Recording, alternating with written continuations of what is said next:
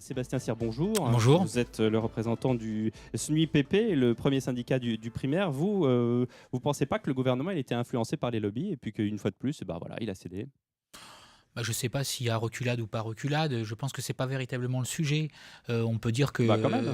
non, non, non. Vous savez, il y a beaucoup de gens qui parlent de reculade ou qui parlent d'avancée sans connaître véritablement le contenu de ces mallettes pédagogiques dont le ministre en fait s'est fait l'écho ce matin. Moi, ce que j'attends de voir, très concrètement, c'est quel sera le contenu de ces mallettes et de la mallette pédagogique. La fameuse mallette pédagogique. Ça fait un peu boîte à outils de François Hollande quand même, la mallette pédagogique. Écoutez, en tout cas, ce dont ont besoin en fait les enseignants pour mettre en œuvre cet enseignement, cette éducation à l'égalité filles-garçons, sur lequel en fait il faut rester inflexible parce que c'est une des missions de l'école et c'est extrêmement important que l'école elle sensibilise en fait les élèves dès le plus jeune âge au fait qu'on n'a pas assigné les filles ou les garçons à des rôles ou à des places et que ça se travaille en fait dès l'école. Donc moi, j'attends de voir. Si vous voulez, en attendant de voir, vous êtes déçu. Vous voulez me faire dire en fait quelque chose que je suis déçu.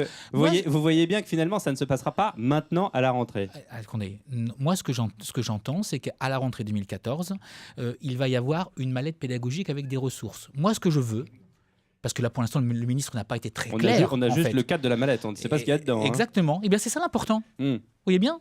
Au lieu d'en rester en fait qu'à des annonces et puis d'analyser s'il s'agit d'une reculade ou d'une avancée, ce dont ont besoin les enseignants, c'est d'y voir clair et de savoir exactement avec quels outils... Les enseignants, les élèves et puis les parents d'élèves aussi. Mais les enseignants, bien sûr, mais tout le monde a besoin et c'est de savoir exactement avec quels outils pédagogiques les enseignants vont pouvoir travailler. Et pour l'instant, je ne sais pas exactement quel sera le contenu de cette mallette.